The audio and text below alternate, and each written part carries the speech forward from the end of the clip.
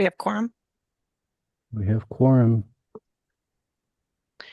Good evening. The Commission on Equitable Housing and Development meeting has now commenced.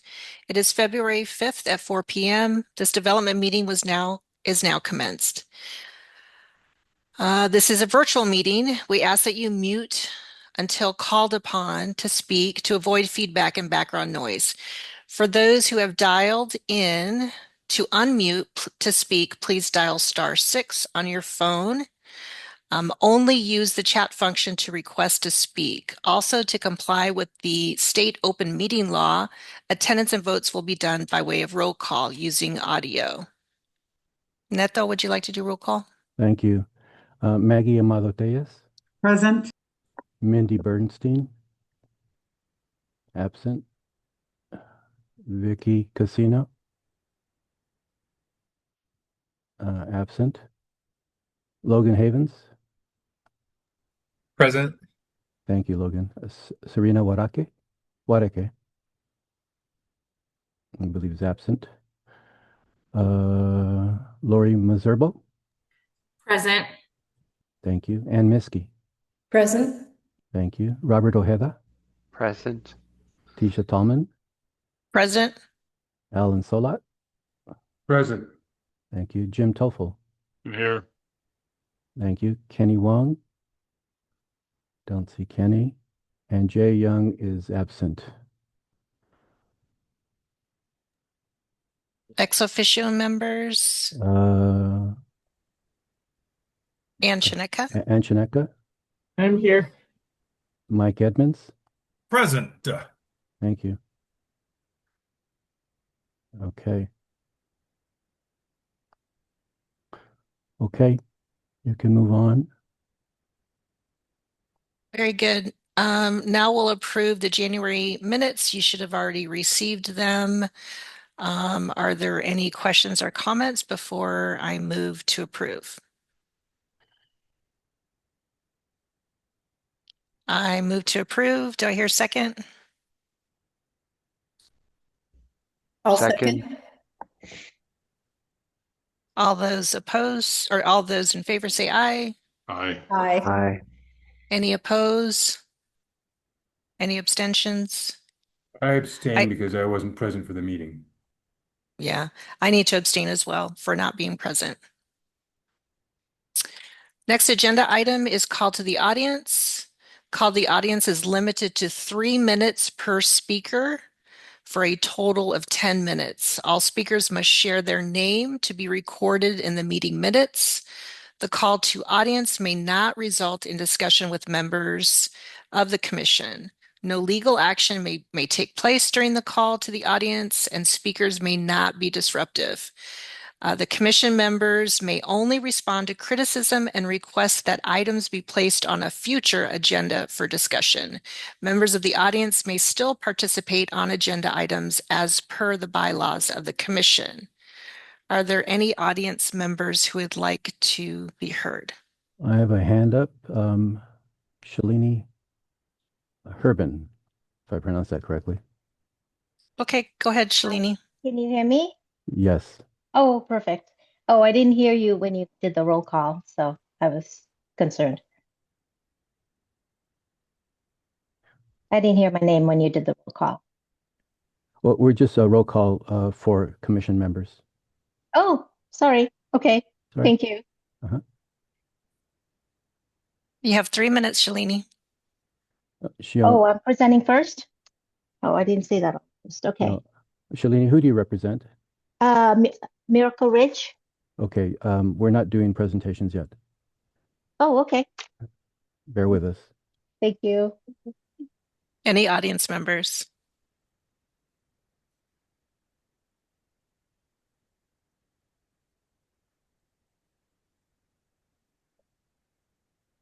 No, let's see, Bob Delaney. Hi, can you hear me? Yes, Bob. I just wanted to say that at the encouragement of Jim Toffel at a recent meeting, I did participate for the first time in the point in time count, and it was a meaningful experience. And I'm very glad I did participate and just wanted to pass that along.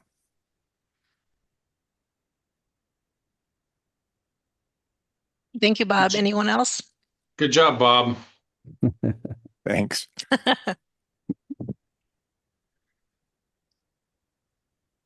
No other Okay. hands. All right. Then we'll move on to the next agenda item, which is city and county updates. We will do the HCD update first. Anne, are you doing that? Yeah, I'll be brief. I know you have a lot on the agenda today. Did want to make sure the commissioners know that this past week, Mayor and Council did go ahead and adopt a emergency housing and homelessness declaration. And so some of that was from discussions that this group had. And so wanted to make sure you know that that was, they formally declared an emergency declaration. I will be bringing some information to this commission over the next couple months in terms of what that means, and with the help of Corin from Planning and Development Services, the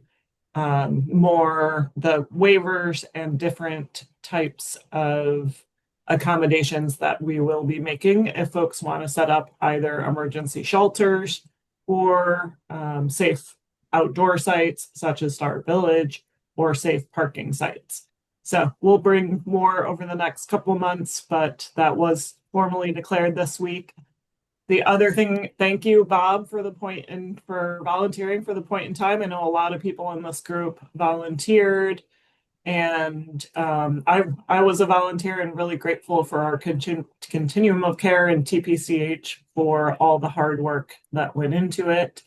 And then lastly, the city will be starting our kind of spring community engagement events. So I'll have Netto send out information on some of our spring public meetings that we have coming up for some of our projects and or some of our shelters. Looks like Alan has a question. Yes, two things. One, is the emergency declaration, is there something in writing or is it public or something to look Yeah. at or? Yeah, there is an ordinance and a resolution, both, so we can send that out so folks can see what it means. The one caveat I will say is that for the safe parking and the safe outdoor sites, it does give us 90 days to develop a formal process for how folks can apply for those. But we'll make sure to send you the link, Alan. Thank you. And the other thing is I did the point in time count and also found it really interesting and enjoyable in a way that's, I'm not sure I can explain why it was enjoyable, but I did like it and I'll be doing it again next year. Thank you. Appreciate that. Thank you, Anne. Next up is PDSD update. Don't believe anyone is here from Planning Development Social Services. Okay, then let's go ahead and skip to Pima County updates. Sophia, you have co-host, so you can share your screen. Thank you. I just wanted to ask the city staff really quick. Were you all able to send out information about our gap funding recommendations to the commission? I just want to make sure to your commission, because I just want to make sure that that they've seen those before I start sharing my screen and confuse everybody if they haven't seen it yet. I don't want to overwhelm people with visuals and all that. So if that is the case, then I will go ahead and just pop those up really quick here. Excuse me.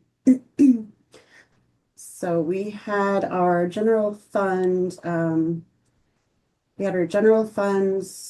gap funding applications closed, and the evaluation panel met, and they we had like a lot of really good gosh, am I sharing my screen? Okay. Now you are. I think I am now. Okay. We had a lot of great applications. We received 18 proposals. All told, there was 965 units proposed, a little over $16.5 million that were requested. We only had $5 million to give out. 3 of the projects were already awarded LIHTC, and 7 were planning to submit applications for low-income housing tax credits. And 11 new development projects were applied for, and 7 preservation and renovation projects, and 2 tribal community projects.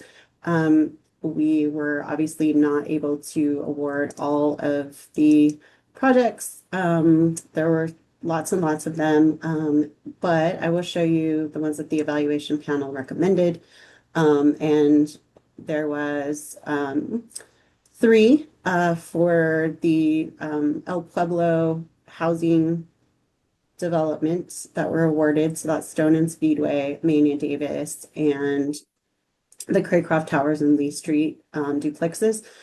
There were so many good applications that we really had to divide them up. The panel decided to award a lot of them $500,000 each, with the exception of the Shasta Apartments for Cope, because they were imminently closing on those, and one of our other proposers pulled their application, so we were able to afford them a little bit more.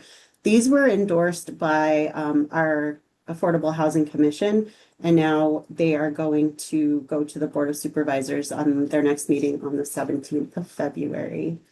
So that's the share about the recommendations. Does anybody have any questions about that?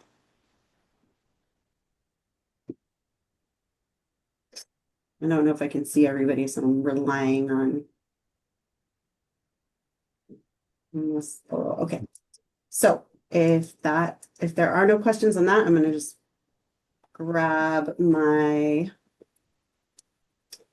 little cheater about the draft regional 10-year regional housing strategy and funding plan. You had all received this in your materials for this meeting, but I will remind you too that we've been bringing this to you all as we went along. We're a little over a year into this process. We're about to take it back to our Pima County Regional Affordable Housing Commission to endorse, and then we will take it to the Board of Supervisors. It includes 5 goals and 27 strategies, and it's a 136-page document. So the 5 goals, 27 strategies, and we've got a $413 million funding plan with an estimate of the need that can be met or still needs to be met. Obviously, the county is not going to be able to come up with the $413 million over 10 years, but we're hoping to come up with $250 million. So we have like different partners, jurisdictional partners are going to help us meet those needs. So we have the roles and responsibilities for all of those different partners.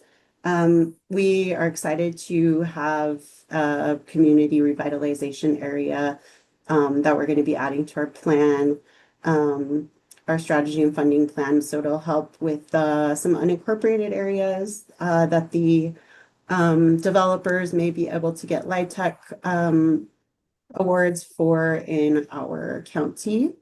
So once this goes to the board and they accept it, the Board of Supervisors accepts it, then or approves it, then that will be included. And then it will also include metrics, reporting, and continued oversight by the regional affordable housing. And our plan is aligned with our affordable housing policy, also Tucson housing affordability strategy, past plan, the prosperity initiative, the comprehensive climate action plan for the region, Pima Prospers, comprehensive land use plan, and One Pima. And it's really been a really great collaborative effort on the part of a lot of our county departments and HCD and other jurisdictional partners. There's a lot here. I realize that. And I don't have that much time to kind of like break into this, but as far as this goes, does anyone have any questions like kind of right off the top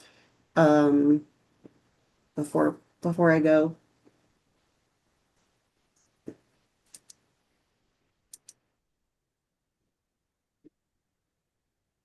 That doesn't look like there are any hands raised, Sophia. Okay.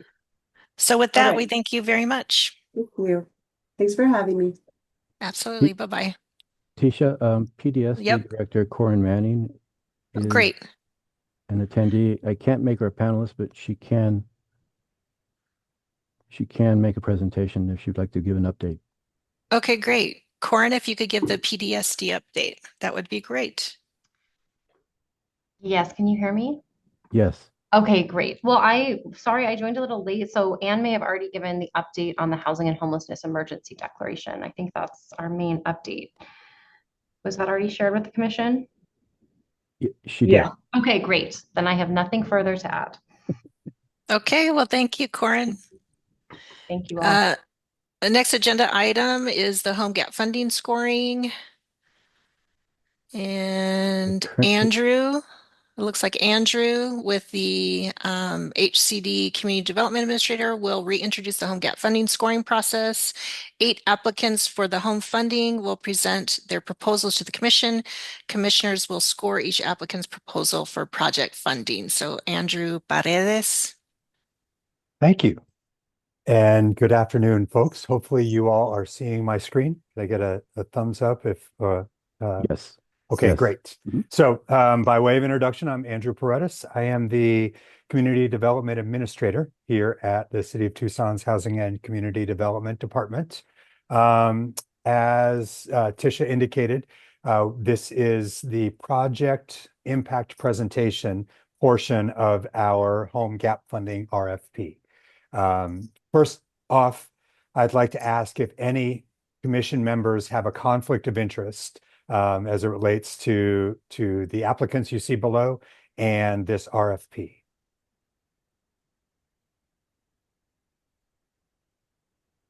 I do. It's like Jim Toffel has a conflict of interest or a potential conflict of interest. So anybody else? Andrew, I have a question. This is Sophia. Yes. I'm on the evaluation panel for the home gap. Is it okay if I stick around for this, or should I get off? This is a public meeting, so it is Okay. certainly fine for you to stick around and listen and observe. Okay, thank you. As indicated, Sophia is on our community scoring panel, not just the scoring these presentations, and in fact, not scoring these presentations. I'm not scoring these. Well, then it looks like we have one commission member, Jim Toffel, recusing himself. So for the rest of the commission members, I will send out score sheets for you tomorrow morning after these presentations. And I will ask you all to have scores back by February 10. And I'll go over those details, when we wrap up here as well. What you're expecting next, we're going to have 8 presentations. The presentations are to be no more than 5 minutes once the presenter starts.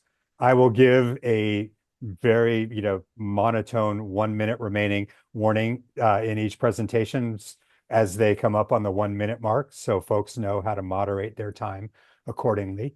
Members of the commission are not able to ask questions. This is simply a listen, review, and score exercise. So no questions before or after. The order of the presentations you see there on your screen. So we will start with Newport's 3767 East Grant Road project presentation, and we will go down the list from there. These, to remind you all, these are the criteria on which you, the commission, will be scoring. And I will send these out to you along with your score sheets tomorrow as well. The meeting is being recorded, so you can always look back as a commission member and review the presentations and the recordings as you need. And you received any presentation materials, slide materials in advance. So you all have had a chance to look those over as well. Any questions from the commission members before we get started?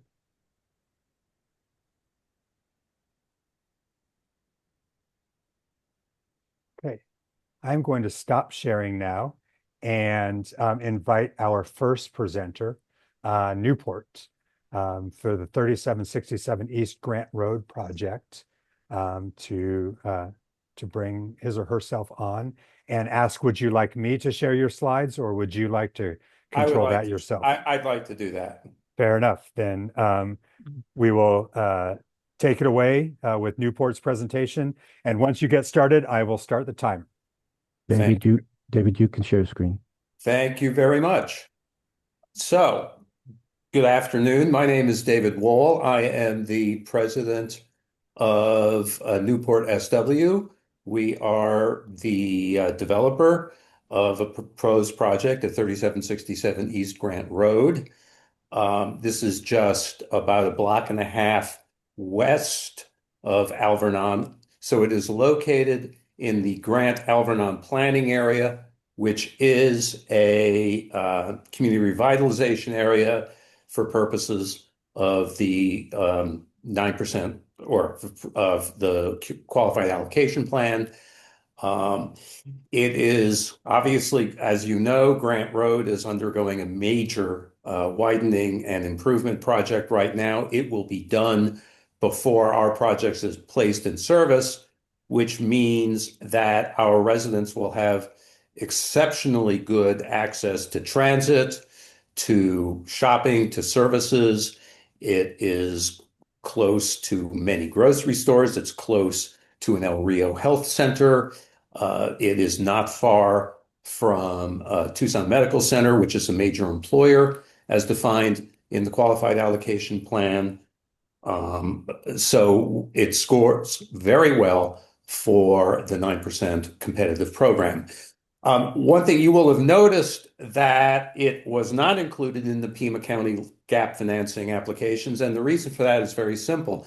We went through fairly extensive and lengthy negotiations with the Southern Arizona Association for the Visually Impaired, who is the owner, to get an option on it, and we're not able to secure that option until December, the end of December. So we simply could not apply to Pima County. So hopefully the fact that while we would have loved to have had that money, the fact that we didn't get the money isn't a reflection of the fact that it wasn't approved because it wasn't submitted. So the project itself, it is a 2-acre rectangular parcel on the north side of Grant Road. And as I said, it has excellent access to a wide variety of community services, giving it a maximum location amenity score for the 9% application. It is currently occupied by 3 vacant buildings that Savvy no longer uses. 2 of them are modular, and one is a building that will be demolished to make way for the project. As I said, it is within the Grant Alvernon planning area. It is in the Dodge Flower neighborhood, and it is in Ward 3. The Ward 3 office has endorsed this project. We have a letter from Council Member Dahl supporting this project, which is in the slide material. So you should be able to read that without my blowing it up. It is a narrow site, long to the north-south, fairly narrow to the east-west. What we envision is 2 3-story walk-up buildings. It will be fairly similar to 2 of the projects that Newport has completed in the past. If this is approved, this will be our 4th project in Tucson, and I have some slides showing what they are. While we could go up and may go up in terms of income eligibility to area 60% of area median income, we plan to set the rents at no higher than 50% of AMI. This is partially a function of the location. Grant and Alvernon has a reputation probably unfair in many ways. As 1 minute. 1 minute. Thank you. Has a reputation. In order to make sure that we can attract tenants, we intend to keep rents lower than could be possible. Just some very quick examples of our work. Newport at Amphi, 40 units in 2 buildings at Prince and Stone. Newport at the Rodeo, completed March 2024, 77 family units in 7 buildings on the Gallus Highway south of Irvington. And Belvedere Terrace, a 72-unit senior project expected to open at the end of this month or the beginning of January. Our projects have income ranges from 30 to 60% of AMI, a wide range of services. And so I thank you for your attention. Thank you. Just under time. I try. Thank you very much. Our next presentation will be the Glenstone Village Apartments. Do we have a representative from the Glenstone Village Apartments? Who would that be, Hey, Andrew? Andrew, you've got Ryan Zent and Riley Rahuba from Overland Property Group and Marianne Beerling from Compass. And I believe Tony Sims might be in the waiting room or non-panelist. I'll promote him. And Vicky, Thank you. I'm trying to get you in as well. Ryan, I'm here. Ryan, would you all like to share slides on your end, or would you like me to do it for you? I think we're happy if you do it, Andrew. That'd be great. All If right. that's easier. That's putting a lot of faith in my IT I know capabilities. you can do it. You got us all in. All right. Give me 2 seconds and I'll go share on my side. I assume now that you all can see the cover page for Glenstone Village. Yes. Yes. All right. Well then, with that, I will turn it over to Ryan and the team. Start when you're ready. Hi, everybody. First of all, I'd like to introduce the commission to Tony Sims, who is the new CEO at Compass Affordable Housing. He has been the CEO for 9 months, and so I thought Tony might like to say hello.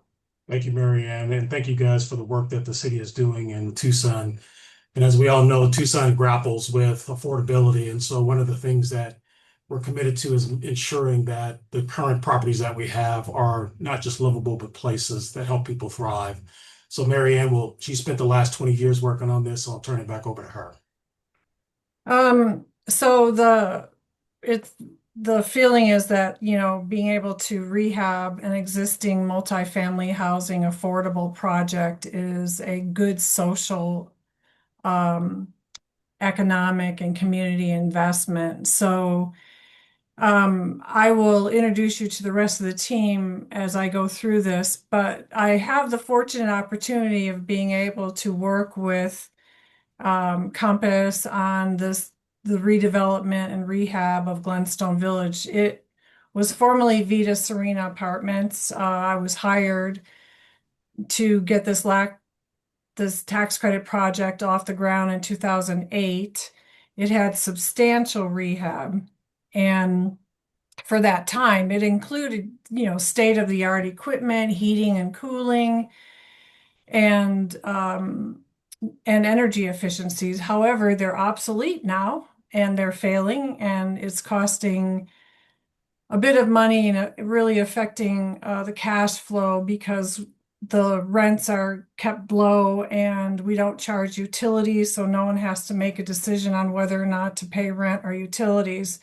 It's a 72-unit 1 and 2 and studio unit apartments. It's well situated in the community. It's along a transportation corridor. It's got a lot of amenities, and it's close to the amenities that the city would prefer. So we have had offers to purchase Glenstone now that we are no longer a tax credit project, and those offers have been generous. They would take it out of the affordable market, though, and that is not the mission of Compass. So our decision has been to put together an application to rehab it. It's a strong community. We have seen so much happen over the course of its 15 years. Babies born on the property, parents and children moving in, next door to each other. People saving enough while they were living there to be able to buy their own homes. So it's a sturdy investment. The problem is we can't afford the maintenance. and the operating expenses that are a result of it. It does need upgrades and updates, including adding solar power so that we can keep the utility costs down. As we know, it's skyrocketing. So in order to bring the strongest team possible together and ensure the success of the development, we've partnered with Overland Property Group. So they're an experienced affordable housing developer with a proven track record across the Western United States. Riley Rahuba and Ryan Zent are representing them today. And so I'm going to hand it over to Riley with Overland Property Group. Thank you, Marianne. So, as you can see, Tucson continues to face a Oh, deep can we sustain- move the slides down, Andrew? Yes, there you One go. more, Go to please. slide 3. Yeah, go to slide 3, Andrew. Thanks. There you go. So Tucson continues to face a deep sustained shortage of affordable housing, with the greatest unmet need among households earning at or below 60% of the area median income. City Housing Analysis estimates the need for more than 35,000 additional housing units over the next decade, with a significant majority needed for low-income households. So as you can see on this slide, Glenstone is located within the Thriving New 05 Community Revitalization Area and an equitable transit-oriented development area with direct access to SunTran Route 19 along Stone Avenue, serving around 25,000 passengers per month. 1 minute. Based on the city's Home Opportunity Index, the site received an overall opportunity score of 52, reflecting strong access to services, mobility, and community amenities. The snippet on this slide includes the 4 subcategories that make up the score. And at the property level, demand is already well established and does not rely on speculative data. Glenstone has maintained stabilized occupancy averaging approximately 95% or higher, with limited turnover and releasing periods typically under 1 month. The property maintains a formal, actively managed waiting list, currently including 5 pre-qualified households and 8 additional households likely to be qualified when units become available. And finally, with respect to tenant relocation, vacancy will be created prior to closing through natural turnover, allowing rehabilitation to occur without permanent displacement, with temporary relocations occurring on-site by building. So taken together, these factors demonstrate strong, sustained demand and limited risk to long-term affordability. So I'll be passing on to Ryan to discuss the scope of rehab and the site amenities. Coming up on Right. time. Well, thanks. Thanks, Andrew. The proposed scope of work delivers a comprehensive rehab to all of the residential units in the common areas, ensuring Glenstone can continue to provide safe and affordable housing for And the we're at next 15 time. years. All right. Sorry, Ryan. No worries. Thank you, team. Thank you all for your time.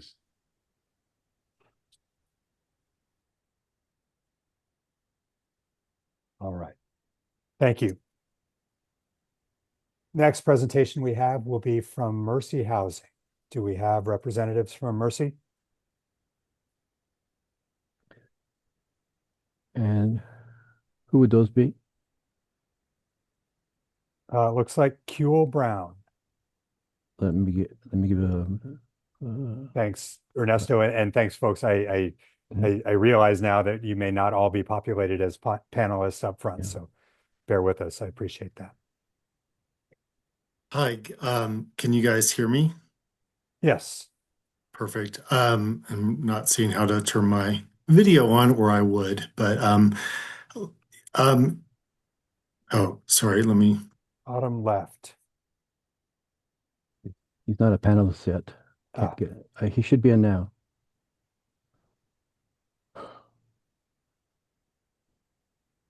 Hi, Andrew, am I clear to go? You are on the screen, and I will first ask you if you would like to share your own slides or you would like me to do it. I can share my own slides. Okay. I'll do that right now. Well, good. Okay. Hang on, Q. Oh, sorry.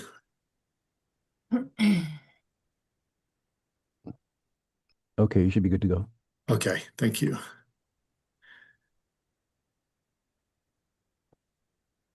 Okay, so yes, good evening, committee. My name is Kuehl Brown. I oversee the real estate development for Mercy Housing Mountain Plains.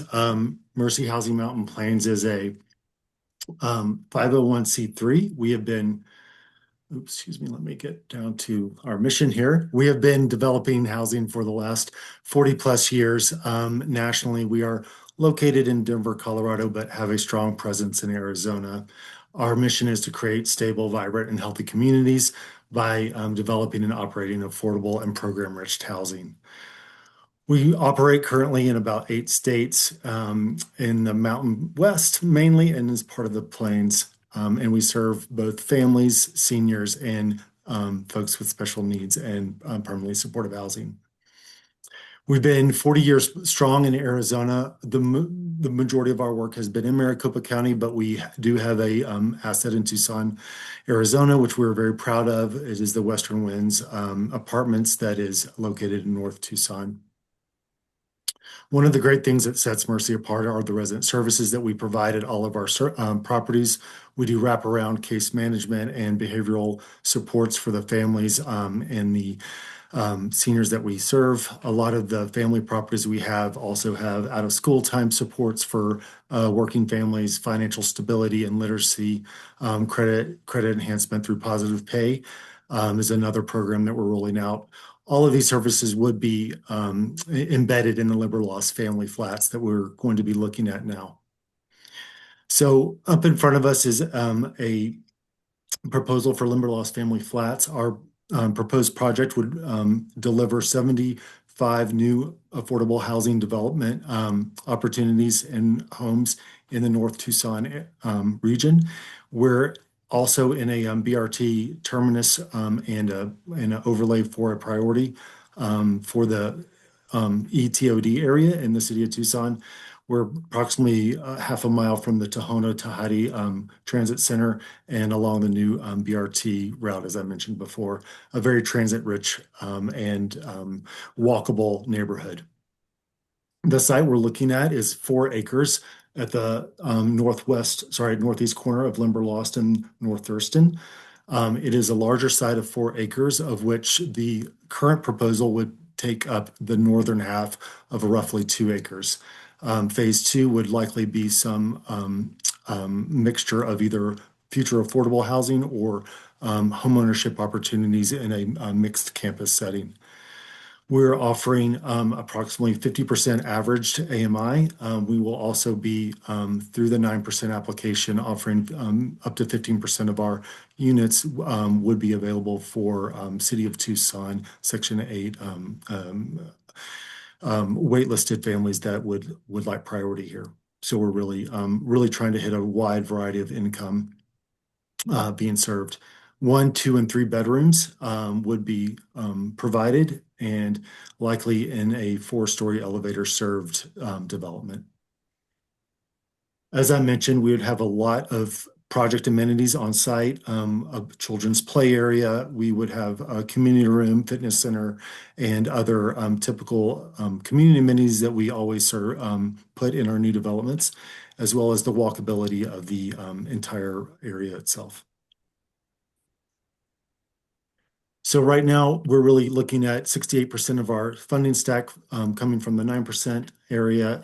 We have a high leverage for the Tucson home that monies that have been requested. And we're really proud and hopeful to be using the city's new community corridor tool, which will allow for by right higher density on this site that otherwise would not have happened. So we're really looking forward to moving this one forward and seeing success on the site. And with that, I will end. Thank you. Thank you very much, Kuhl. Thank you, Mercy, for your presentation.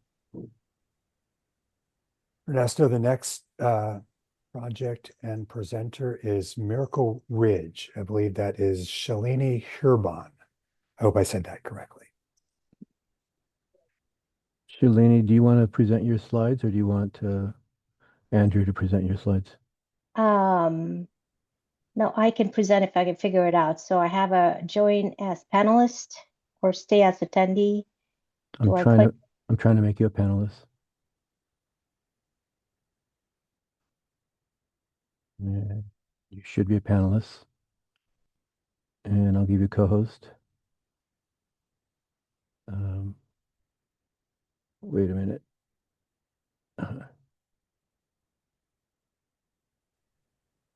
Can you hear me? Okay. You should have a ability to share your screen. Can you hear me? Yes, you can share your screen. Oh, I am so sorry. Okay. So which means I have to have the slides. No, I don't have that. I'm sorry. Can you can you do it? Yes, I sure can. So bear Sorry with about me and I will get this up on the screen very and first time doing this, so well, we got it.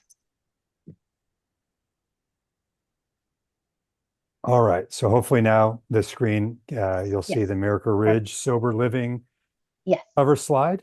And Shalini, I will turn it over to you. Let me know when you want me to move the slides, and I will give you a 1 minute warning when it comes down to the last minute of the presentation. Perfect. Okay, so thank you. My name is Shalini Herman. Thank you for giving me this opportunity to do this. So this is a Miracle Ridge. It's a sober living setup, and we're starting with this first house, and we plan to get this set up, and then there's another house right next door, which we plan to expand, and then we have some land in the back, which we plan to develop about 15 low-income homes. So that is the big picture. But right now we're focusing on this particular one. And as far as can you go to the next slide? Okay, and so in Tucson, there's a obviously a real shortage of affordable housing, especially for individuals recovering. Without stable housing, many relapse or return back to homelessness. So sober living provides structure, accountability, and support, gives residents a space they need to focus on their employment and rebuild their lives. So that's what we're focusing on. I have, see, this order is a little wrong. Okay. So Miracle Ridge is provides affordable housing. We charge $750 per month so residents can focus on recovery, not survival. Maybe I need solutions. Okay. As far as the third slide, please. So this house is a 6-bed resident with shared bedrooms, bathrooms, kitchen, dining, and common space that provides community and accountability. It also has, it includes fenced backyard, courtyard space, and parking. These features improve safety and make it easy for residents to work and attend programs. It's also located in an area where it's walkability, where there's the bus stops in grocery store, bank, and even a little walk-in clinic. They're all in walking distance. And this rehab is very light, so we can quickly do the rehab and get it developed. We intentionally chose this existing house so we can open quickly with minimal rehab and keep the cost low. As far as slide 4, please.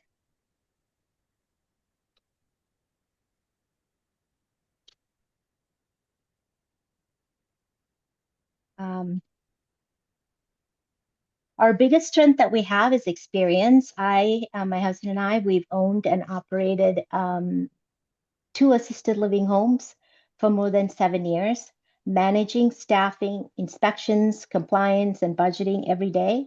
So assisted living operations often require more regulations and oversight than affordable housing. So we are fully prepared and very comfortable with accountability and reporting for sober living home. I also manage rental properties and also have committed to personal savings and established credit lines to ensure adequate capital for this project. In addition, like I said, the seller is offering the neighboring house, which is a 6-bedroom house, which we plan to convert to a sober living home, and also do some construction in the back to build some low-income homes, 15 of them. Our total development just for this housing is $322,750, of which $22,750 is what's costing to do the rehab and setup. 1 minute. The risk low and efficient. 750, so occupancy at full capacity is 750. per person and that's 90,000 approximately annually, which shows a positive operating income from day one. This home will serve 10 residents at a time, potentially dozens of individuals each year. Stable housing leads to recovery, employment, and long-term independence. We already have site control, experience, and complete commitment. With your funding assistance, we can move forward immediately and get started. Thank you. Thank you very much, Shalini.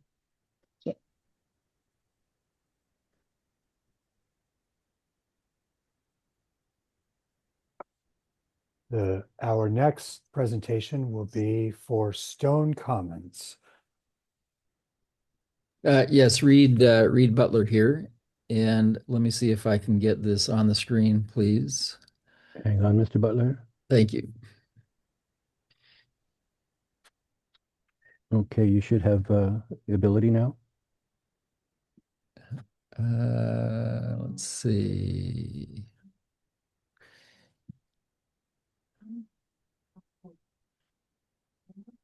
That is not letting me do that.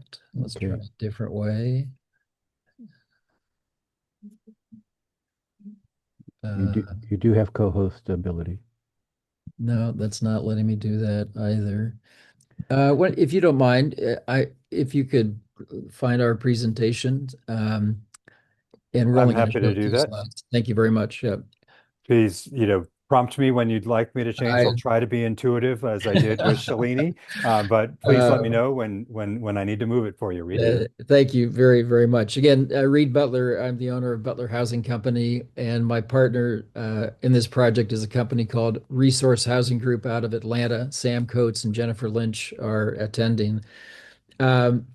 So Butler Housing Company, we've developed 20 affordable housing projects in Arizona over the last 25 years. I've been building apartments in Arizona for about the last 40 years. We built almost all the apartments in the Tucson foothills in the 1980s and early 1990s. This project, Andrew, go to the next slide, please, is just north of downtown on Stone on what 6th Street, former Aviation Parkway. And the site is currently owned by Todd Sadow. Many of you know Todd. He's the founder of Epic Rides. I met Todd about 10 years ago when we built 7th Avenue Commons next door. Next slide, please. This slide shows literally the site is right in the middle of the picture. There are 2 or 3 buildings on the site, right on Stone, right there on 6th Street. 7th Avenue Commons is next door that we developed 10 years ago with support from the city of Tucson. This project is planned as 48 units of senior housing. 7th Avenue Commons next door is 50 units of family housing. And one of the big ideas on this site, next slide, please, Andrew. We hired A23 Studios, well known to many of you in Tucson, and we have teamed up with a construction company called Big D Construction and a modular construction company called Z Modular. That's really the big difference for me. This will be our second modular project in Arizona. We have one underway in Phoenix. Maybe go all the way to the next slide, please. And even after that, Andrew. This is just a conceptual drawing that shows it's a 7-story building. It's a very, very small site. 5 stories of housing on 2 stories of parking. The housing, they're all 1-bedroom units, so 48 1-bedroom units in total. Next slide, please. These are the elevations for the project in Phoenix. This is also affordable housing for seniors. This is 60 units and again, modular construction. So the idea is to prove, I've been involved in 100 different apartment projects the last 40 years. The idea is to prove that we can use modular extremely cost efficiently. So that is part of the main idea for this project. A couple other points. Senior housing, this will have 55 years old plus and a broad range of income levels as low as 30% AMI, which is probably high teens household income, maybe up to $40,000 in household income. We can just sit there on the slide and just finish the presentation. So the rents will be as low as $438 a month. The rents will average about $799. But one of the key points for your group, because you have lots of great projects here and also in the applications to Pima County, this is a super competitive process to get awards of funding. All the other developers know this, all of you on the panel and City of Tucson staff know this. There is only enough funding for 4 or 5 projects in the entire state of Arizona outside of the rural and tribal communities. So 4 or 5 urban projects. So we've worked hard to only work on projects that have the highest possible score. We think this project will have a score, if not 100% score, very close to 100% score. So we would encourage you to support this so we can go compete as we all file for tax credits on April 1st, which is coming up. Appreciate your time. Reed, thank you very much.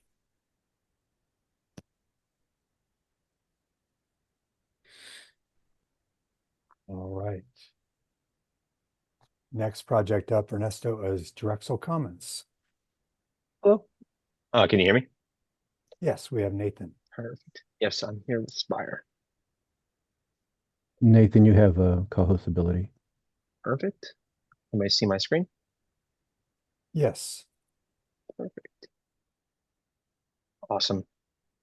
Well, hello. My name is Nathan Vale. I'm a development associate with Spire Development. We're an affordable construction company out of Columbus, Ohio. And to share, we have a current project being developed called Rinco Manor in the Barrio Nepal neighborhood that was just funded in part by the City of Tucson Home Consortium funding. But tonight we're presenting Drexel Commons, which is located at the southwest corner of Drexel Road and Bonnie Avenue in unincorporated Pima County. Here's the agenda for today. The project basics, there'll be a new construction rental housing for working families. We're applying for 9% LIHTC in 2026. We're applying for both gap funding and application points. We received $500,000 as presented earlier in Pima County gap funding and $2 million from the FHLB. Again, the site's located in the southwest corner of Drexel and Bonnie. It's located in the Alvaron I-10 Pima Prospers Infill and Redevelopment District area, and as well as Supervisor District 2. Here's our location.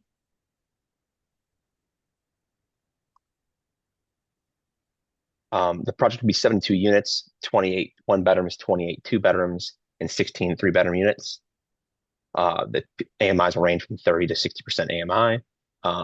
It will be an open-air central corridor with elevated service. We find the open-air central corridors create a quieter environment for buildings with families and children. Plans.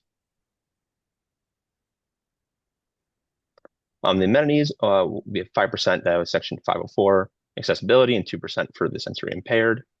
They'll include a lounge, a playground, leasing office, picnic, barbecue areas, as well as a fully loaded kitchen, as well as washer dryer hookups and walk-in closets, and supportive services off by Compass. These are partners we're planning to work with. TOEFL Dent, as we all know, based in Tucson, been near 100 LIHTC projects, and Athena Studio. They're based in Phoenix, completed about 25 LIHTC projects and over 2,000 units. We are currently working with these two on a Rinco Manor project, which is a great experience, and we believe working with them will unlock increased efficiency. Our approach to estimating total contract or construction budget was based on current and comparable prices from other LIHTC projects, both designed by Athena Studio, currently under construction, as well as 10% test data from the 2024 9% LIHTC projects we began construction last summer. Our soft costs are proposed in the application were based on our experience at the Rinco Manor. So the costs submitted are all true to the real world. Please note that the Drexel is showing a slightly lower total development cost per unit because of the efficient site design and the slightly higher tax credits per unit due to the large number of three-bedroom units. We'll receive, we're striving for a silver NGBS certification, PERS under 50, Energy Star guidelines. We're a vacant urban infill lot and looking to get 35 units per acre of stewardship of land. Again, we're targeting families in this one with an average income of 50% everything below 60% through a decommitment through 50 years. Some neighborhood amenities. We're right on a bus route. There's public parks, public schools. We're pretty close to the University Medical Center South, Walmart neighborhood market, a dollar, and major employment centers as Intuit, Amazon, Pepsi, Raytheon are just south of us. Here's a little map of it. We do not have an opportunity score as we're located in an unincorporated Pima County. 1 minute. Additionally, we're addressing some of the haste and P-chip priorities. The site is currently owned by Pima County. It was awarded to us and it's following a competitive RFP process run by the county. The County Board of Supervisors approved the purchase contract in March 2025. Outside of the haste and P-chip, we're achieving some priorities with the Pima Prosperous Infill and Redevelopment Project area, the Pima County Neighborhood and Community Growth area, and the Pima County Regional Housing Strategy and Funding Plan. And as well as some community support, we've received a letter from County Supervisor Dr. Matt Hines for this project, and he's provided a letter of support here. And that is all for us. Thank you for your time. Thank you very much, Nathan. Our next presentation will be Habitat for Humanity's Mountain View home project. For the commissioners, I want to note that this year we had two separate and distinct RFPs. One was for the development of rental housing and another was for the development of homeownership housing. So this Habitat for Humanity project was an application in response to the RFP for the development of homeownership housing. So slightly different, though your scoring criteria remain the same. Who will be representing Habitat? I suspect it will be Charles or Charlie Buchanan. Buchanan. Okay, I'm going to promote Mr. Buchanan.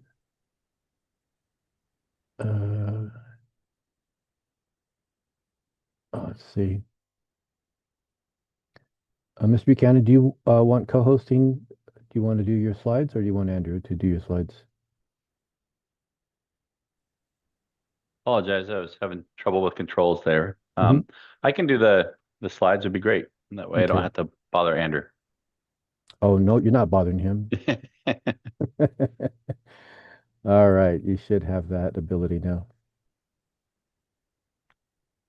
Let's see here.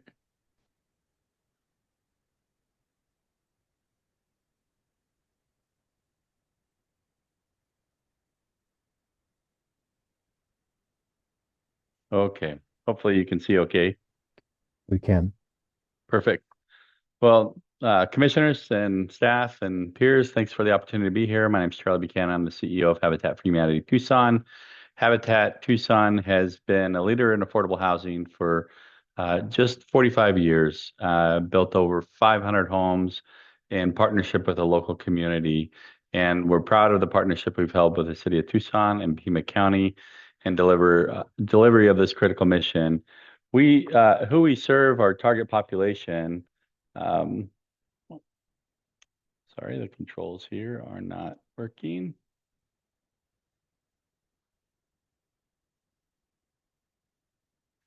Our target demographic really is 40 to 80% of median income, and that's strictly for home ownership, and it truly results in people that want to earn a better opportunity in their life. And so we partner with amazing families that want a hand up but not a handout. And they're often economically marginalized or historically prohibited from access to capital and the things that they need for a better future. And so our motto is really powerful, and it's a sweat equity model where they contribute volunteer hours in the construction of their homes and the homes of their neighbors to earn their opportunity for home ownership. Our senior leadership team really comprised myself. I've been with Habitat 7 years, 30 years in nonprofit development. Jessica Carney is our CFO, and she would be the one responsible for any grants management compliance. She's a prior auditor. She has experience both in public and private funding as well as federal compliance. And then Bill Updike is our director of construction and will be responsible for the implementation of the project. And he's a 49-year construction professional, both commercial and residential, and done both domestic and international construction projects. A little bit more about our model before we get into the actual project, but Habitat's, again, 40 to 80% of median income. We sell homes at appraised value, and then we carry those loans at 0% interest. And that really is how we introduce ownership to low-income communities. And the sweat equity model is really important as it creates neighborhoods, community, and partners with volunteers across our community in the construction and delivery of homes. Last year, we had just over 2,300 volunteers give 60,000 hours in support of this mission. And that really is a key ingredient, not only a reflection of the generosity of our community, but it's a key ingredient to ensure that everyone has a safe place to live. The Mountain View neighborhood is really an excellent opportunity. It's an undeveloped parcel, 2.4 acres right here in central Tucson, located just northeast of Fort Lowell and Mountain Avenue. And it's currently undeveloped. Habitat received the parcel as a donation and has done some initial site planning in partnership with the Drachman Institute to develop the site plan that I'll share with you in a moment. And then we also, the southern third of the parcel is impacted by floodplain. So we engaged J.E. Fuller in looking at an encroachment study to ensure that our site plan would be supportive. Before I get farther into that, I just, as far as opportunity, this is an excellent community for homeownership and for those we serve. It has close proximity to jobs, services, transportation. It's adjacent to the Equitable Transit Corridor.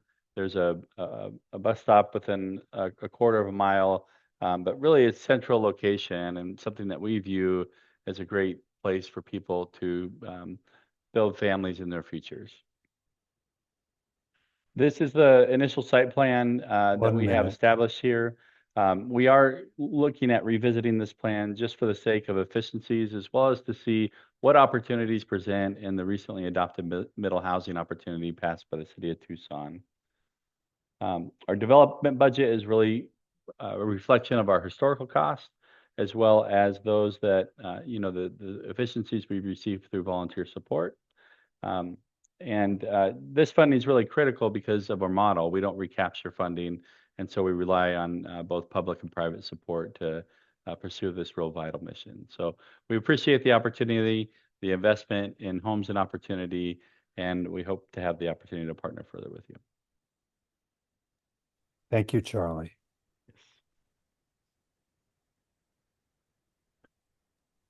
So we have our final presentation will be from Gray Door Development and Ian Chiat. Ian, I hope I said that correctly. Ian does not have slides to present, but will be giving us his 5-minute presentation. Ian, are you on the line? Yes, I am. Great. Can everybody hear me? My name is Ian Chiat. Mom had to be difficult and say it was Ian, like Brian. And I am with Ingram Adams and North, which is working with the Gray Door Development Group. We specialize in taking blight properties and making them not so blight. We're looking at the Highland Tower Motel, which is a 25-unit motel. Most of them have kitchenettes. It's a very easy conversion into making it housing for low income. It's right on Oracle, not too far off of Speedway, right by Pima Community College. It gives plenty of opportunity to take an otherwise transient property and give people the stability in long-term rental, as well as a pride and community with their neighbors. And that's really all I have. Ryan, thank you very much, and apologize for mispronouncing. No, it's all right. Well, that we'll do it for our presentations. I'm going to reshare my screen for the benefit of the commission. So commissioners, our next ask of you all, it will be to score each of the presentations as was laid out in the RFP. The presentations will by you will be scored on a 0 to 25 point basis based on these criteria. As I indicated before, we will be sending out to you tomorrow morning score sheets that will kind of reiterate the criteria and then ask you all to individually score each of the presentations and send them back to me. And we and the community scoring panel will include your commissioners' scores along with the rest of the RFP rubric in coming up with the panel's overall score in order to make recommendations to mayor and council for funding approvals by February 21st.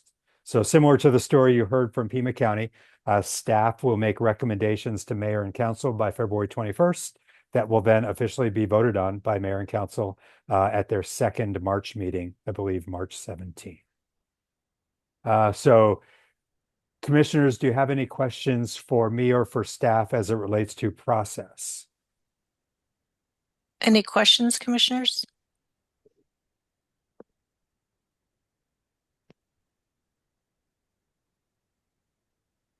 I don't see any. Do you see any, Neto? I do not.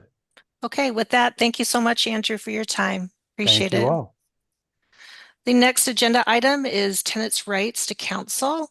Our own commission member, Alan, from Southern Arizona Legal Aid, will give a presentation on tenants' rights to counsel when faced with eviction. Alan, it's all yours. Okay, thank you. And I need co-hosting ability, Ernesto, if you can You do have handle that, that Alan. for me. I do have it now. Yes. Okay, so let me get myself set up.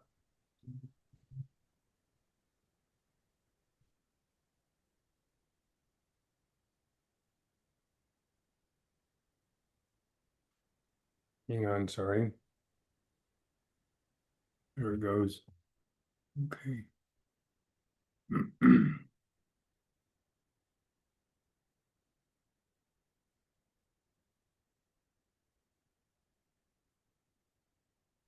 me share my screen. I'm not the best at PowerPoint, but I think it's going to work okay. So tenants' right to counsel is my presentation. Just to introduce myself again for those that may not know or don't recall. I'm Alan Solot. I'm a lawyer. I work for Southern Arizona Legal Aid, and my primary practice area is doing eviction defense. So I help low-income individuals who qualify for our services based on income. When they're faced with eviction, I defend them. I supervise other lawyers and assist them in defending their clients as well. It's a very active practice, which I'm going to explain to you. So a little bit of an agenda, which is on our screen now. And by the way, I thought I was going to be here at 5:40 and it's now 5:10, so we're ahead of the game, which I appreciate. I maybe have more time to do this, but I'm not going to delay and take everybody's time. Okay. Everybody knows this, but just to say it out loud, eviction is a serious problem for society in terms of cost. And there are costs to this. I'm going to put a different item on the screen now, presuming everybody can see that. This is a chart, if you will, that describes how what kind of negative long-term health outcomes arise from eviction. This is just health outcomes is just one of the bad things that happen from eviction. I'm fascinated by this study, found that one of the negative health outcomes is low birth weight. But there's terrible things that are on here, including depression, sexual assault, coronary artery disease, high blood pressure, decreased life expectancy. It's a terrible thing. So we have in preventing eviction, save society the cost of those negative health outcomes. That's the point of this, not to talk about how bad eviction is. We know that. My point is the expense involved in having evictions. So what is tenants' right to counsel? If we were to do this, it would mean that every eviction defendant gets an attorney. There's no merit screening, so nobody is told you don't have an attorney because maybe you don't have a defense, and in many cases don't have defenses. Everybody gets a lawyer, and I'm going to talk in a bit about why I think that's important, regardless of whether there's a defense. I have numbers I can share with you. In Pima County, we had 11,515 eviction cases in 2024. The source of that is LSC, which is Legal Services Corporation. That's a corporation that is basically part of the federal government. They're not really a government agency, but they're effectively that. They are grant funders for 130 legal aid law firms in this country, and Southern Arizona Legal Aid is one of those. Because it's federal money, LSC has huge restrictions on how we can spend their money, but they also do things like provide this data. So there's a link in there that shows where I got this data. They also said in that same link that according to LSC, 52% of people living in Pima County are rent burdened. As I'm sure all of us know, but just to say it, that means their rent is more than 30% of their income. So half of the county is rent burdened. And Pima County has a higher poverty rate than the national average. We have a lot of poor people in our county. So again, these are statistics that I've looked up and can back them up if anybody is concerned. But what I found was that landlords almost always have lawyers. In over 10,000 cases in Pima County, we're looking again at 2024. 92% of those cases had lawyers. I'm repeating some of my stuff here, which I didn't realize. And of those cases, maybe 200 out of those 10,000 or out of those 11,000 tenants or defendants in the eviction have lawyers. So there's a as we all know, there's a huge power imbalance with landlords and tenants. And this is really reflected in how landlords have funding and can afford lawyers and tenants can't. The typical tenant, if they could afford their rent, they would not be in eviction court. If they can't afford their rent, they certainly can't afford lawyers. Along with a few private law firms that EELS does refer cases to. But most of the people that are doing eviction defense is us, Southern Arizona Legal Aid, because tenants just simply can't afford it. I want to highlight one case I was recently in, just to describe excuse me, the huge difference in outcome when there's a lawyer. So I was able to rather quickly locate the fact that the property that my client lived in had federally backed financing, which meant it was covered by the CARES Act, which meant that Arizona has a requirement for a 5-day notice so you can commence an eviction action after those 5 days expire and they don't pay or move out. But with it being federally backed mortgage on this property, it's a 30-day notice. And in my case, they didn't give a 30-day notice. They gave a 5-day notice and alleged it wasn't covered property under the CARES Act. After I took a little bit deeper dive, I found that that same tenant and that same landlord had 6 prior cases. In each one of those, there was a judgment for eviction. And each one of those, they alleged it wasn't CARES Act property when it was. After I figured that out, the landlord agreed to vacate all of those judgments and dismiss the cases and seal them, including my case. That client had no idea how to defend those cases, and as a result, got eviction judgments every time she appeared. And the system doesn't do anything for her. She's entirely on her own.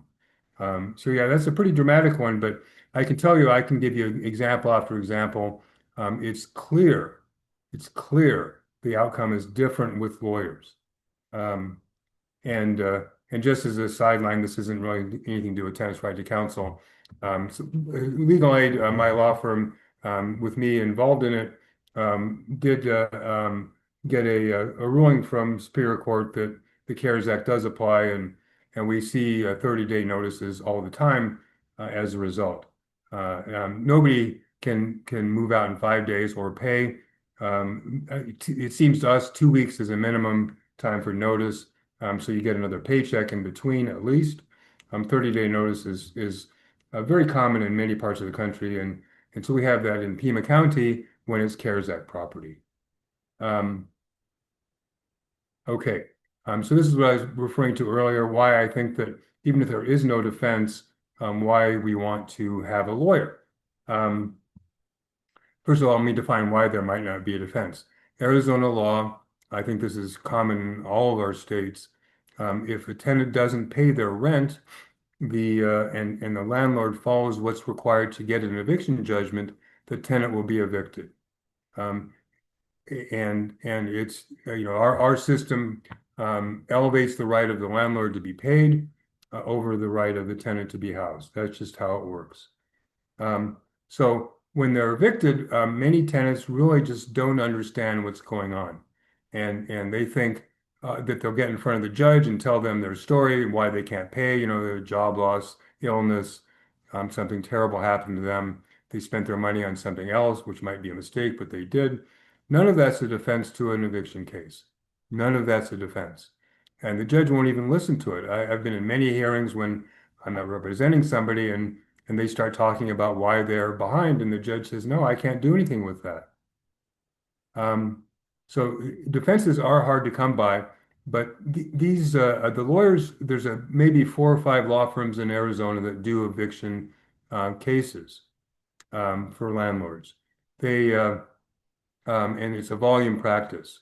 I have a habit when I'm in court at Pima County Justice Court to look at the calendar, and I'm waiting for my case, so I'm a little bored, and I start figuring out how many cases are for some of these law firms. Yesterday I did that. 2 law firms had 25 or more cases on for that one day. My point in reciting all this is, with that volume practice, they make mistakes. I said earlier, the landlord follows the law and procedures, they get an eviction judgment. They don't always do that. And I find mistakes, and we get, it doesn't cure the problem, which is the tenant can't pay the rent, but it does mean there's not going to be an eviction judgment in this case. We have success in that kind of thing all the time. And there are defenses. There's procedural defenses like I'm talking about here, but we have federal and Arizona defenses, basically fair housing. Both the federal government, federal system, and in Arizona has fair housing requirements. And it's again pretty common that if you ask the question of a tenant, why did you stop paying? I had one recently. She stopped paying because she wasn't okay to work and lost income because she was pregnant. There's case law that defines pregnancy as a potential disability. Fair housing law does not, that fair housing law prohibits discrimination against disabled people. And so the strategy here is that you ask for a reasonable accommodation and a payment plan if the client can do that, and that's a defense. There's lots of nuances to these things, lots. Andy Flagg, some of you must know him. He's with EELS, Emergency Eviction Legal Services, is a Pima County agency. I spoke to him to confirm this. He said before EELS, tenants had a 1% success rate. I don't exactly know how success is defined, but for me, success is you get another day in your home. That's success. It's a very low bar, but people get evicted all the time. So Andy said when EELS provided a full representation attorney, the success rate balloons to 50%. Is it truly 50 times better to have a lawyer than not? I don't know, but that's what the statistics show. having right to counsel will level the playing field and lead to fewer eviction filings. Evictions, I can show you plenty. Evictions are costly for landlords and for tenants. We don't want evictions. Mayor and council are asking, how can we prevent evictions? I'm trying to propose a way here that will prevent evictions, and it does level the playing field. Fewer evictions will lead to a lower cost to society and eventually lower cost for RTC, because as we do this, it's shown in other jurisdictions that the eviction filings go down, sometimes as much as 10 or more percent. There are presently in our country 27 jurisdictions that have right to counsel. I think there's 5 states. I can't remember all of them. Most of them are cities like Tucson, San Francisco, New York. I think Los Angeles, Washington State has right to counsel. And that link I have on the screen there will lead you to this information. And I also mentioned the Stout study. That Stout study is in the materials you've been given for today's meeting. The city of Phoenix commissioned that study last spring, about a year ago almost. And so a selling point, I don't know if there's much of a selling point, but we like to try to pretend we have the ability of competing with Phoenix. Maybe Tucson should do it before Phoenix gets it. I don't know where Phoenix is at with it, but they're considering it. The study, if you look at it, is in depth, and if you look up Stout, they've done these kind of studies. They're really good at it. There's tons of them they've done. They just did one for the city of Phoenix. And so I've extrapolated my analysis from the Stout study. And I recommend looking at it. It's too much for anybody to read, but if you start looking at it, you'll see really interesting things that come out of this. So if for Maricopa County, they estimate $25 million a year to provide right to counsel, and that would cover 16,000 defendants. So when I use those numbers and basically divide by 5 for Pima County, not exactly, but I did something like that, I get maybe 4,400 cases a year. I'm basing this on the 2024 numbers that I had access to when I did this. And I arrive at about $1,550 a case, or $6.8 million for Pima County. It's a lot of money, no question. But the effect of that is dramatic. We can start with a small pilot project if people think that's the best way to go. I think there's very, very good basis to do this all in. And I would argue for that. But trying it out first is something that should be considered if that's too much money. The Stout study shows a $2.50 benefit for every dollar spent on RTC. When I talk to people who are smarter than I am, they say those are conservative estimates. My law firm several years ago analyzed this kind of thing, and they said for every dollar invested in SAWA, $6 goes back into the community. That's a more liberal estimate, but the point being, which someone made earlier, I think, in a different context, spending money like this is economically the best thing to do. That's what it is. Fewer evictions avoid these health outcomes I showed you earlier, which means there's Medicaid reimbursements are going to be lower. That saves money. Saves homelessness. What's the cost of homelessness to society? I don't have numbers, but we all know it's expensive to house homeless people and to do everything that arises from it. It promotes family stability, which is obviously a key thing that nobody could possibly argue is not a good goal. I mentioned earlier, I'll say it again, Mayor and Council have continued to emphasize need for eviction prevention. Right to Counsel does exactly that. It prevents evictions. There's going to be a deterrence effect on bad acting landlords. There's going to be less crime, so less necessary for police and emergency services, and the company reduction in the cost of that crime might cause. The disruption involved in evictions causes kids to education to suffer. Suffer may be a mild word. So we get better education outcomes if we prevent evictions. we can just go on with this kind of stuff. The hypothetical case I have on there isn't the best thing, but I thought I'd use it anyway. We have a family with Section 8 subsidy, get 2,000 a month. We get a lawyer, they find defenses, get the case dismissed, housing saved, subsidy saved. What that means is maybe you don't know, but I'll tell you, if you have a Section 8 voucher and get evicted, you lose your voucher.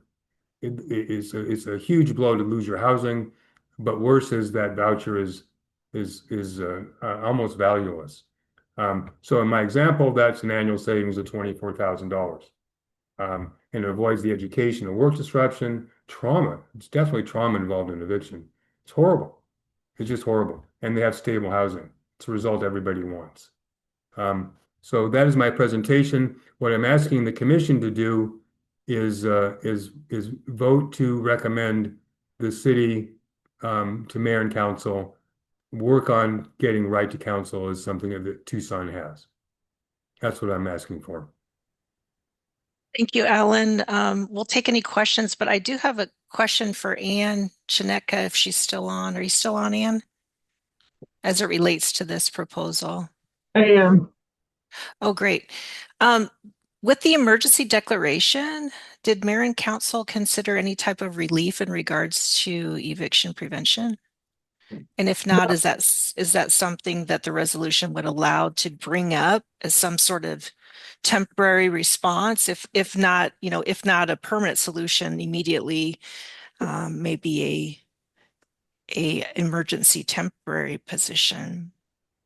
Yeah, I would say a couple things. That was not part of the emergency declaration. And again, I'll send out the link to the wording for that.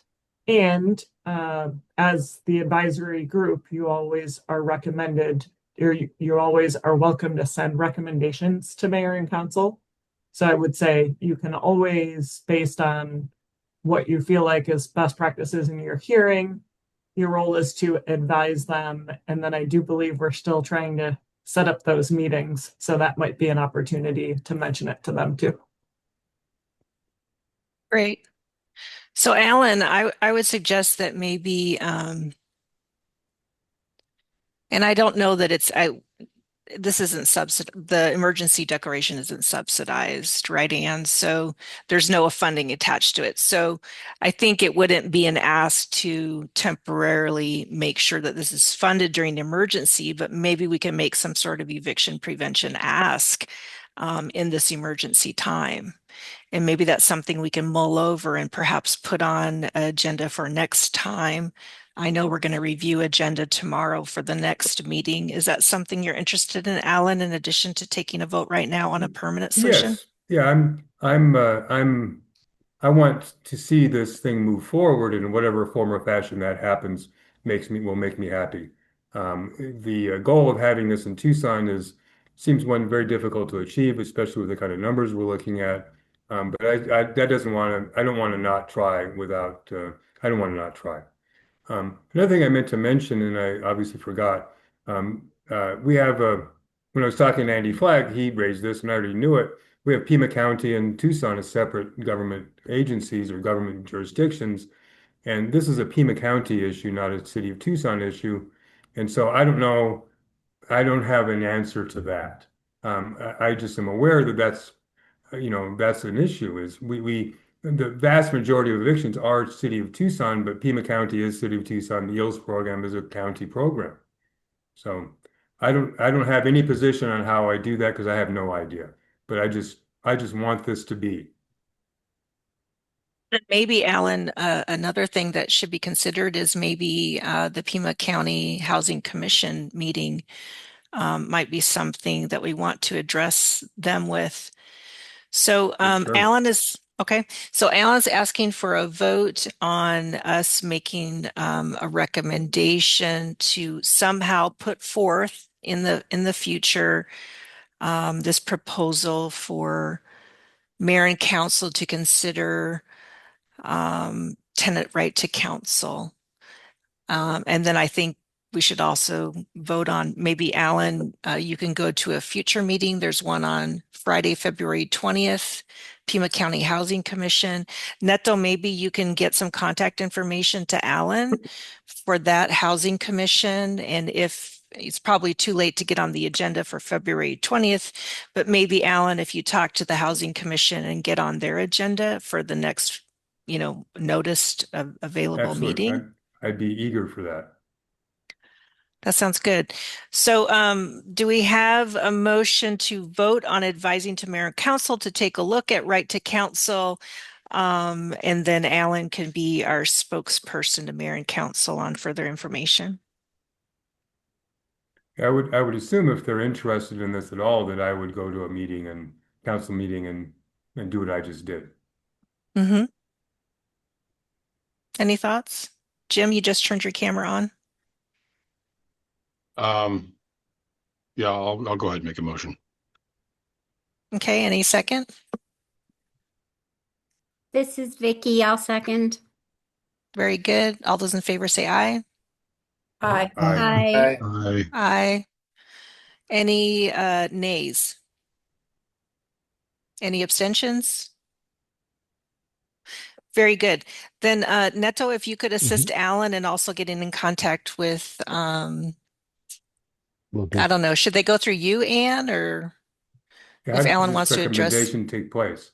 I mean, is there a letter we send or just an email or how does this get communicated? Yeah, procedurally, does someone have a recommendation? This is for getting on Pima County's meeting? No, for the city No, council. this is for mayor and council. To Yeah, make a so- recommendation. Yeah, like before, I would say a couple things. One, always writing is good. So submitting a letter of, this is a commission recommendation. And then when you do get in front of them, which my understanding is will be set up when Jay gets back, it's always good to reiterate when you meet with them in person. But I would say both those. Okay, so Alan, we'll follow up with Jay when he returns to make sure we get a draft of a letter, and I'm sure he'll be contacting you for that, and we'll take it from there. Of course. And then in the meantime, Neto, if you could get some information to Alan regarding the Pima County Housing Commission meeting on February 20th for contact, Alan will follow up that way. Will do. That sounds great. Very- I appreciate all that. Absolutely. Anything else or any other questions for Alan? I do. Sorry, I was going to raise my hand there.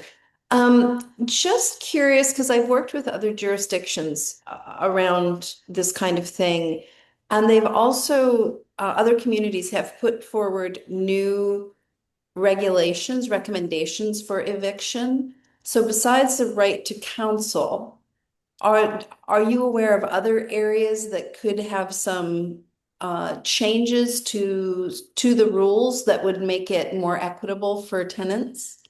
Yeah, sure, of course. That's a vastly different issue.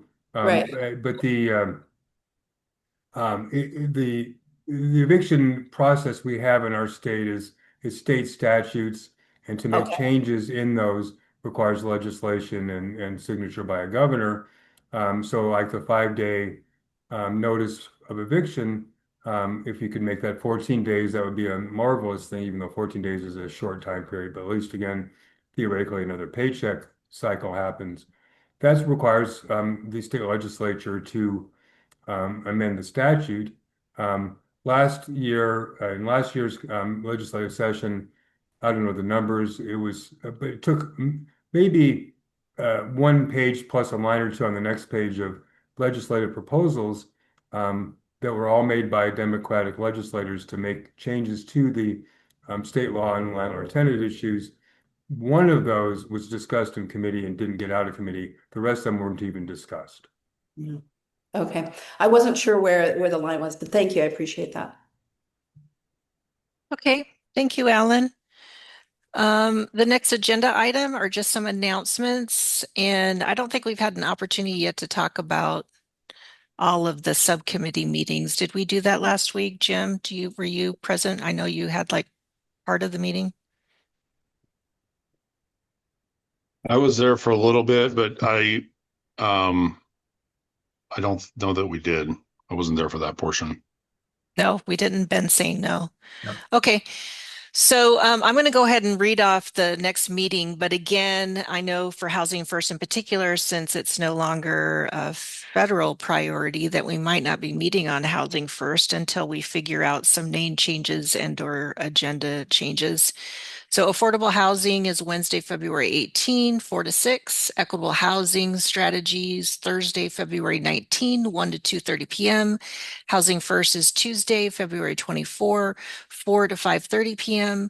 Mobile Housing Working Group, which is an ad hoc working group, February 26, 1 to 2:30 p.m. Again, the next Pima County Housing Commission meeting is Friday, February 20 at 8:30 a.m. There's also links on there to look at the website and any future or past agendas.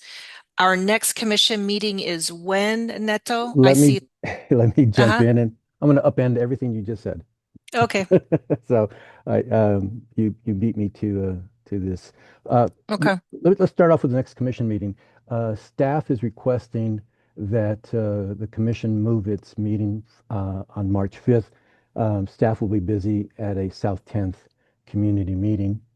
And if we could move it back a week later to the 12th, that's our ask of the commission. Well, I know there's a housing conference, the 12th and oh, actually, no, it's May. Mhm. Okay. Does anyone have any issues with the movement of the meeting from the 5th to the 12th? I'm looking at my calendar and it's fine. Fine with me. Okay. Jim? That's good with us, but we're going to also try to be moving the affordable housing subcommittee. We'll get that in a moment. Okay. Okay. It looks like we're okay with a move We can to move to the 12th. March 12th. Okay. To the affordable housing, Jim has asked that the meetings be moved from Wednesday to either the second Tuesday or Thursday. And committee members, Serena, Maggie, and Logan are good with the second Tuesday of the month. Jim, are you still good with second Tuesday of the month? I am. Okay, see the big thumbs up. So we will be, now the next second Tuesday is next week. Do you want to try to keep that meeting or cancel till March? Problem is I'm out of town tomorrow through Monday. Okay. Then we'll set it for March. Yeah, I just don't know how we can get an agenda out. Right. So we'll set it for the second Tuesday in March. Equitable housing strategies will not meet on Thursday the 19th because Jay is out of town. Housing First will not meet this month. And the mobile housing working group is not meeting in February. The group is now moving to every other month.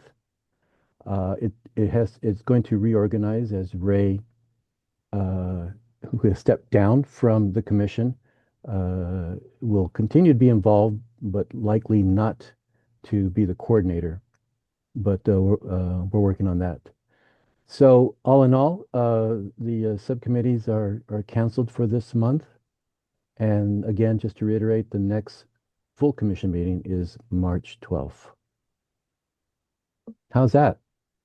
Very good. Nothing more on the agenda. We are adjourned. Thank you all. Thank you, everyone. Thanks, Tisha. Thank you, Tisha and all. Bye.